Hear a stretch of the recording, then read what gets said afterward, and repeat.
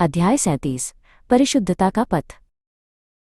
Lalit engineering college के पुस्तकालय के एक शांत कोने में बैठा था। रात गहरी हो चुकी थी, लेकिन उसकी मेज पर रखी लैंप की रोशनी अब भी चमक रही थी। उसके सामने उसके प्रोजेक्ट की सबसे बड़ी चुनौती खुली थी। अध्याय 37 सर्वो वॉल्व की सटीकता। ये केवल एक परीक्षा का विषय नहीं था, बल्कि उसके अंतिम वर्ष के विमानन एविएशन प्रोजेक्ट की जान थी। उसने पढ़ना शुरू किया कि कैसे एक विशाल विमान के पंखों का नियंत्रण एक छोटे से सर्वो वॉल्व पर निर्भर करता है। विमानन में जहां हवा का दबाव और गति हर सेकंड बदलती है, वहां नियंत्रण की सटीकता ही सुरक्षा की गारंटी होती है। ललित ने कल्पना की कि कैसे एक पायलट के हल्के से इशारे को ये वॉल्व एक शक्तिशाली हाइड्रोलिक बल में बदल देते हैं। किताब में 2 चरण 2 स्टेज सर्वो वॉल्व के बारे में विस्तार से बताया गया था। ललित थोड़ा उलझन में था। उसने अपने पास रखे एक छोटे से लड़ाकू विमान के मॉडल को उठाया। उसने सोचा कि इतने जटिल सिस्टम में पायलट दबाव, पायलट प्रेशर और मुख्य प्रवाह के बीच का तालमेल कैसे बैठता होगा। अगले दिन ललित लैब में पहुंचा, जहां उसे प्रोफेसर अर्क मिले। प्रोफेसर अर्क इस विषय के विशेषज्ञ थे। ललित ने उनके पास जाकर अपनी शंका जाहिर की। प्रोफेसर ने मुस्कुराते हुए एक मेज पर रखे पुराने हाइड्रोलिक सर्वो वॉल्व की ओर इशारा किया और उसे पास बुलाया। प्रोफेसर अर्क ने समझाना शुरू किया, देखो ललित, ये जादू पहले चरण से शुरू होता है।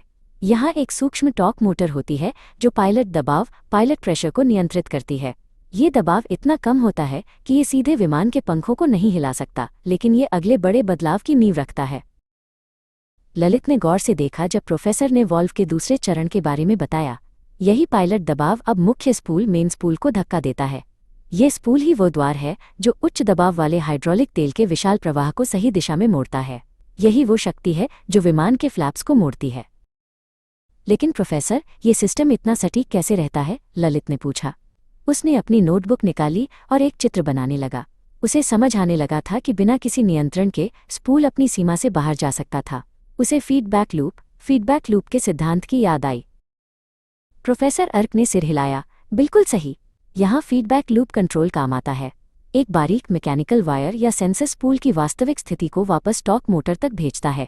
यदि स्पूल थोड़ा भी ज्यादा हिलता है तो सिस्टम उसे तुरंत सुधार देता है। इसे ही क्लोज्ड लूप कंट्रोल कहते हैं। ललित अब अपनी लैब रिपोर्ट पर काम करने के लिए पूरी तरह तैयार था। उसने अपने सिम्युलेटर पर डेटा इनपुट करना शुरू किया। जैसे जैसे उसने फीडबैक लूप के मापदंडों को ठीक किया, उसकी स्क्रीन पर दिख रहा त्रुटि एरर ग्राफ स्थिर होने लगा। अध्याय 37 की थ्योरी अब उसके सामने व्यावहारिक रूप ले रही थी। शाम तक ललित का प्रोजेक्ट सफल रहा। उसकी बनाई गई प्रणाली में सर्वो वॉल्व की सटीकता अद्भुत थी। उसने महसूस किया कि इंजीनियरिंग केवल गणनाओं के बारे में नहीं है, बल्कि उस अदृश्य तालमेल को समझने के बारे में है जो बड़ी मशीनों को सुचारू रूप से चलाता है। उसे अब अपने प्रेजेंटेशन का बेसब्री से इंतजार था।